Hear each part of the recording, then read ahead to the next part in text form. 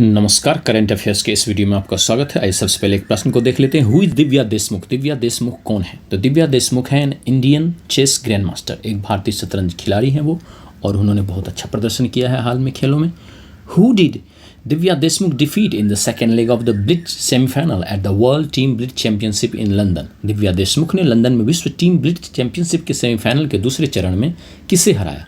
तो उन्होंने चीन की नंबर 1 खिलाड़ी हॉ यीफान को हराया, और इसके बाद प्रधानमंत्री मोदी ने उन्हें बधाई दी। और दिव्या देशमुख जिस टीम की तरफ से खेल रही थी उसका नाम है हेक्सामाइंड चेस क्लब, और हॉ यीफान जिस टीम की तरफ से खेल रही थी उसका नाम है WR चेस टीम। इस टूर्नामेंट की ओवरऑल विजेता जो रही वह थी WR चेस टीम रही, उसने कांच चेस को हराया। हेक्सामाइंड यानी दिव्या देशमुख की टीम को तीसरा स्थान मिला। दिव्या देशमुख को इस इवेंट में कुल 3 मेडल मिले थे। अगले प्रश्न की ओर हम लोग बढ़ते हैं। In which state of India is the Makum coalfield located? भारत के किस राज्य में मकुम कोलफील्ड स्थित है? तो इसका उत्तर होगा असम। भारत के असम राज्य में मकुम कोलफील्ड लोकेटेड है। Which plant genus do the fossilised leaves from the Makum coalfield resemble? Makum coalfield के जीवाश्म पत्ते किस पौधे की प्रजाति से मिलते जुलते हैं? तो वो मिलते जुलते हैं नोथोपेगिया से। नोथोपेगिया जो है वह एक पौधों की प्रजाति है जो कि अभी वेस्टर्न घाट्स में, पश्चिमी घाट में पाई जाती है, और 24 से 23 मिलियन साल पहले यह पूर्वोत्तर भारत में भी पाई जाती थी, लेकिन हिमालय का उत्थान होने के साथ साथ यह जो है प्रजाति गायब होगी। और यह रिसर्च जो किया था वह किया था बिरबल साहनी पुरावनस्पति विज्ञान संस्थान, Birbal Sahni institute of palaeo sciences ने किया था। अगले प्रश्न की ओर हम लोग बढ़ते हैं। What is the significance of the world health assemblies resolution on skin diseases in 2025? विश्व स्वास्थ्य सभा के 2025 में त्वचा रोगों पर प्रस्ताव का क्या महत्व है? तो यह क्या करता है? यह घोषित करता है त्वचा रोगों को वैश्विक सार्वजनिक स्वास्थ्य प्राथमिकता के रूप में।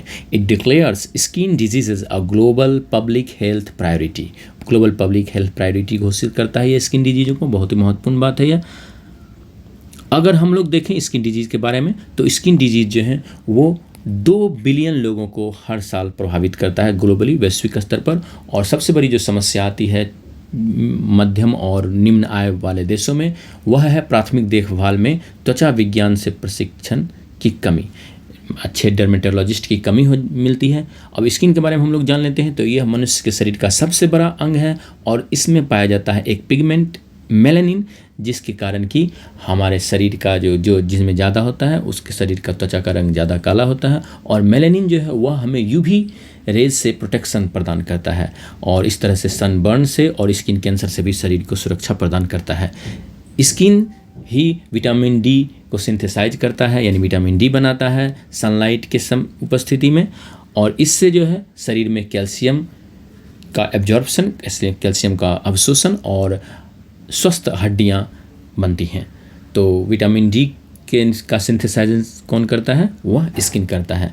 अब अगर स्किन के बारे में और जानें तो स्किन में ही पाए जाते हैं लैंगरहैंस सेल, जो कि इम्यून सेल्स होते हैं, प्रतिरक्षा सेल्स होते हैं, और हमारे शरीर को इन्फेक्शन से बचाते हैं। स्किन के 3 लेयर्स होते हैं, एपिडर्मिस, डर्मिस और हाइपोडर्मिस। एपिडर्मिस जो है सबसे बाहरी वाला परत है, और डर्मिस जो है उसके बाद वाला परत है, और हाइपोडर्मिस जो है सबसे भीतरी परत है। अगर हम लोग डर्मिस के बारे में देखें तो डर्मिस में कई सारी चीज़ें होती हैं, जैसे कनेक्टिव टिश्यूज होती हैं।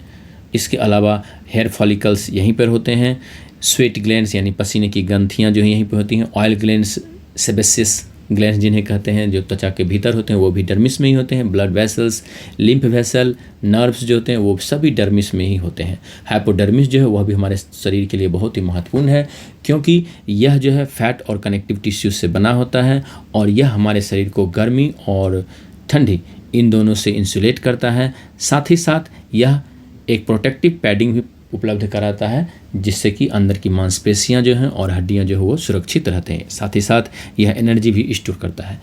तो अब हम लोग आगे बढ़ते हैं। What is the name of the convention adopted by the International Labour Conference in 2025 to address biological hazards in the work place? अंतर्राष्ट्रीय श्रम सम्मेलन ने 2025 में कार्यस्थल पर जैविक खतरों को संबोधित करने के लिए कौन सा अभिसमय अपनाया है? तो इसका उत्तर होगा biological hazards in the working environment convention, कार्यस्थल में जैविक खतरों का अभिसमय। यह अंतर्राष्ट्रीय श्रम सम्मेलन ने अपनाया है, और यह जो है ILO का, इंटरनेशनल लेबर ऑर्गेनाइजेशन का एक कॉन्फ्रेंस होता है। अब यह कन्वेंशन आने के बाद जितने भी एम्प्लॉयर्स हैं उनको एम्प्लॉयज़ के लिए जो है प्रिवेंटिव एंड प्रोटेक्टिव मेजर्स जो है वो अपनाने पड़ेंगे। यह 113वां सेशन था, जेनेवा में आयोजित किया गया था ILO का, और ये जून 2 से जून 13 के बीच हुआ था। यहाँ जो यह जो कॉन्फ्रेंस है वो ILO का, अंतर्राष्ट्रीय श्रम संगठन का सबसे बड़ा डिसीजन मेकिंग निर्णय देने वाला संगठन है, निकाय है, और ILO के 187 सदस्य देश हैं। इसकी स्थापना 1919 में ही हुई थी, यानी अभी का जो UN है उससे भी पुराना है, लीग ऑफ नेशंस के ज़माने का है यह। और यह वैश्विक स्तर पर लेबर मानकों को बनाता है, उनके संबंधित जो बृहत जो नीतियाँ होती हैं उन सब को निर्धारित करता है। और इस साल का जो टॉपिक था, उस साल के टॉपिक में प्लेटफॉर्म वर्क, जो अलग अलग प्लेटफॉर्म पे जो लोग वर्क करते हैं उसके बारे में था, और साथ ही साथ बायोलॉजिकल हैजार्ड से जैसे काम करने वाले श्रमिकों की सुरक्षा हो, इस पर चर्चा की गई थी। अगले प्रश्न की ओर हम लोग बढ़ते हैं। Where is India's largest automobile Gati Shakti multi modal cargo terminal located? Bharat का सबसे बड़ा automobile Gati Shakti multi modal cargo terminal कहाँ स्थित है? तो यह स्थित है मानेसर हरियाणा में। मानेसर हरियाणा में भी इसका उद्घाटन हुआ है। यहीं पर मारुति सुजुकी का कारखाना भी है। Who launch the Samarth programme for the telecom and IT sector? Telecom और IT सेक्टर के लिए समर्थ कार्यक्रम किसने शुरू किया है? तो यह शुरू किया है centre for development of telematics. Centre for development of telematics C. ने इसे शुरू किया है, और इसका उद्देश्य क्या है वो हम लोग देख लेते हैं। What is the primary objective of the Samarth programme launched by C. For the telecom and IT sector? C. द्वारा टेलीकॉम और IT क्षेत्र के लिए शुरू किए गए समर्थ कार्यक्रम का मुख्य उद्देश्य क्या है? तो इसका मुख्य उद्देश्य है इनोवेशन को बढ़ावा देना, to support startups in telecom and ICT innovation. Telecom और ICT नवाचार में स्टार्टअप्स का समर्थन करना, स्टार्टअप्स को बढ़ावा देगा, इनोवेशन को बढ़ावा देगा। Which organization collaborates with C. in implementing the Samarth programme? Samarth कार्यक्रम को लागू करने में C. के साथ कौन सा संगठन सहयोग करता है? तो सहयोग करता है software technology parks of India STPI। यह संगठन जो है यह मुफ्त में कार्यालय और स्थान और मेंटरशिप उपलब्ध करा रहा है। साथ ही साथ C. जो है वह जो भी जितने भी जो स्टार्टअप्स हैं उनको नर्चर करेगा, उनको गाइडेंस भी उपलब्ध कराएगा, और अभी जो जोर है वह है साइबर सिक्योरिटी पर, 5G 6G टेक्नोलॉजी पर, आर्टिफिशियल इंटेलिजेंस पर, इंटरनेट ऑफ थिंग्स पर, और क्वांटम टेक्नोलॉजी पर। अगले प्रश्न की ओर हम लोग बढ़ते हैं। Which date was designated as the International Day Against Unilateral Coercive Measures? एक तरफा जबरदस्ती उपायों के खिलाफ अंतर्राष्ट्रीय दिवस के रूप में किस तारीख को नामित किया गया है? तो यह नामित किया गया है 4 दिसंबर को। वेनेजुएला का प्रस्ताव था यह, और ये जो एक तरफा ज़बरदस्ती उपाय हैं यह आप इंटरनेशनल रिलेशन में देखते हैं कि जो शक्तिशाली देश होता है वह अपने से कमज़ोर देशों पर ज़बरदस्ती के चीज़ें लागू करता है। तो उसी के खिलाफ एक अंतर्राष्ट्रीय दिवस मनाने का प्रस्ताव वेनेजुएला ने दिया, और फिर इसे जनरल असेंबली ने स्वीकार कर लिया। अगले प्रश्न की ओर हम लोग बढ़ते हैं। Who release the global energy transition index in 2025? 2025 में ग्लोबल एनर्जी ट्रांजिशन इंडेक्स किसने जारी किया? तो यह जारी करता है वर्ल्ड इकोनॉमिक फोरम, विश्व आर्थिक मंच इसे जारी करता है। What was India's ranking in the global energy transition index in 2025? 2025 में ग्लोबल एनर्जी ट्रांजिशन इंडेक्स में भारत की रैंकिंग क्या थी? तो भारत की रैंकिंग थी 71वां।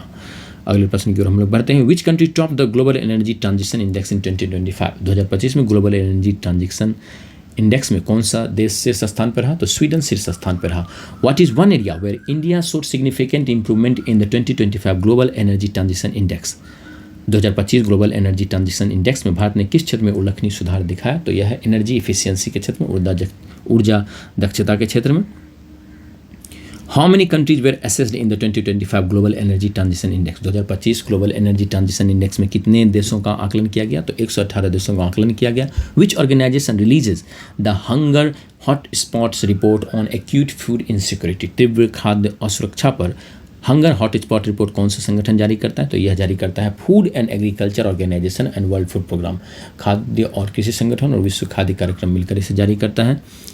How many hunger hot spots were identified in the 2025 hunger hot spot report? 2025 की हंगर हॉट स्पॉट रिपोर्ट में कितने हंगर हॉट स्पॉट की पहचान की गई है? बहुत ही महत्वपूर्ण प्रश्न है। तो 13 की पहचान की गई है यहाँ पर। Which country is projected to have 24.6 million people facing crisis or worse levels of hunger in 2025? 2025 में किस देश में 24.6 मिलियन लोगों के संकट या उससे बदतर स्तर की भूखमरी का सामना करने का अनुमान है? तो यह है सूडान। सूडान इस खतरे का सामना कर रहा है। What is the primary driver of acute food insecurity in 11 of the 13 hunger hot spots identified for 2025। 2025 के लिए 13 हंगर हॉट स्पॉट्स में से 11 में तीव्र खाद्य असुरक्षा का प्राथमिक चालक क्या है? तो इसका प्राथमिक चालक है आर्म्ड कॉन्फ्लिक्ट। कई सारे देशों में सशस्त्र संघर्ष चल रहा है और इसके कारण जो है भूखमरी की स्थिति आ गई है। Which country was reintroduce to the hunger hot spots list in 2025 due to intensifying conflict. 2025 में तेज होते संघर्ष के कारण किस देश को हंगर हॉट स्पॉट्स सूची में फिर से शामिल किया गया है? तो इसे DRC को शामिल किया गया, डेमोक्रेटिक रिपब्लिक ऑफ कॉन्गो लोकतांत्रिक गणराज्य को शामिल कर लिया गया क्योंकि वहाँ एक बार फिर से हिंसा जारी हो गई है। What is the primary technology used by फास्टैग्स for electronic toll collection in India. भारत में इलेक्ट्रॉनिक टोल संग्रहण के लिए फास्टैग द्वारा उपयोग की जाने वाली प्राथमिक तकनीक क्या है? तो यह प्राथमिक तकनीक है radio frequency identification, RFID radio frequency identification तकनीक का प्रयोग किया जाता है इसमें। Which organisation operates the FASTag system in India. भारत में फास्टैग सिस्टम को कौन सा संगठन संचालित करता है? तो यह संचालित करता है national highways authority of India, NHAI। अभी यह न्यूज इसलिए महत्वपूर्ण हो गया फास्टैग क्योंकि अभी समाचारों में रहा है कि भारत सरकार ने फास्टैग एनुअल पास भी जारी किया है जो कि 3,000 रुपये मूल्य का होगा और यह 1 साल या 200 ट्रिप तक वैलिड होगा, जो भी पहले हो जाए। अगले प्रश्न की ओर हम लोग बढ़ते हैं। When is World Sickle Cell Day observe annually. विश्व सिकल सेल दिवस प्रतिवर्ष कब मनाया जाता है? तो यह मनाया जाता है प्रतिवर्ष 19 जून को। What is the theme for World Sickle Cell Day 2025। विश्व सिकल सेल दिवस 2025 का थीम क्या है? तो इसका थीम है global action local impact empowering communities for effective self advocacy. वैश्विक कार्रवाई स्थानीय प्रभाव। इतना याद रखेंगे तो काफ़ी होगा। प्रभावी वकालत के लिए समुदाय को सशक्त करना। सिकल सेल जो है वह एक क्रोनिक डिजीज है, हेरिडेटरी डिजीज, ब्लड डिसऑर्डर है, अनुवांशिक रूप से आता है और आमतौर पर ट्राइबल पॉपुलेशंस में ये पाया जाता है और विश्व में स्तर पर यह मिलियंस को प्रभावित करता है। तो सिकल सेल के बारे में हम लोग जान लेते हैं। What is sickle cell anaemia. Sickle cell anaemia क्या है? तो यह an inherited blood disorder causing abnormal haemoglobin है। असामान्य हीमोग्लोबिन के कारण होने वाला एक वंशानुगत रक्त विकार है। What causes sickle cell anaemia. Sickle cell anaemia का मुख्य कारण क्या है? तो सबसे बड़ा मुख्य कारण है इसका mutation in the HBB gene leading to haemoglobin S। HBB gene में उत्परिवर्तन हो जाता है जिसके कारण कि हीमोग्लोबिन S बनने लगता है और यहाँ पर हीमोग्लोबिन S बनने से सबसे बड़ी समस्या यह आती है कि जो इससे पीड़ित व्यक्ति है उसका जो RBC है वह भी प्रभावित होने लगता है। सबसे बड़ी बात यह हो जाती है यहाँ पर कि इस म्यूटेशन से RBC सेल्स जो हैं वो बहुत ही कठोर हो जाते हैं और वो सिकल सेल के हो जाते हैं, इस टाइप के हो जाते हैं, इस आकार के हो जाते हैं, वो हंसिए के जैसे हो जाते हैं। साथ ही साथ उन्हें ब्लड वेसल्स होकर गुजरने में दिक्कत होती है जिससे कि जो व्यक्ति से प्रभावित होता है वो बहुत ही कष्ट से गुजरता है और इसके कारण फिर अन्य स्वास्थ्य समस्याएं भी हो जाती हैं। How long do sickle cell shaped red blood cells typically last compare to normal red blood cells. Sickle cell आकार की लाल रक्त कोशिकाएं सामान्य लाल रक्त कोशिकाओं की तुलना में आमतौर पर कितने समय तक जीवित रहती है? तो ये 10 से 20 दिन ही जीवित रहती हैं, जबकि जो सामान्य होती हैं वो 120 दिन तक जीवित रहती हैं, तो काफ़ी कम जीवित रहने लगती हैं। What is a common complication of sickle cell anaemia. Sickle cell anaemia की एक सामान्य जटिलता क्या है? तो सबसे बड़ी जटिलता है यहाँ पर वैसो ऑकल्सिव पेन क्राइसिस। वैसो ऑकल्सिव दर्द संकट, दर्द होने लगता है क्योंकि ये जो कोशिकाएं हैं ये प्रवाहित होने में भी इन्हें दिक्कत होने लगती है। Which population is most commonly affected by sickle cell anaemia in India. भारत में सिकल सेल एनीमिया से सबसे अधिक कौन सी आबादी प्रभावित होती है? तो सबसे अधिक प्रभावित आबादी जो है वो ट्राइबल पॉपुलेशन है, सेंट्रल इंडिया की, मध्य भारत की आदिवासी आबादी है। आदिवासियों में बहुत अधिक यह बीमारी है और पूरे उड़ीसा से लेकर गुजरात तक जो मध्य भारत का बेल्ट है इसमें यह बीमारी काफ़ी लोगों को प्रभावित करती है। तो उम्मीद करता हूँ कि ये वीडियो आपको पसंद आया होगा, तो जरूर इसे लाइक करें, शेयर करें, कमेंट करें और अगर आपने चैनल को सब्सक्राइब नहीं किया है तो सब्सक्राइब कर लें और चैनल के बेल आइकन को भी दबा लें। जिन्होंने इस चैनल को सब्सक्राइब कर लिया है और जो इस वीडियो को देख रहे हैं उन्हें बहुत बहुत धन्यवाद। Thank you. Take care.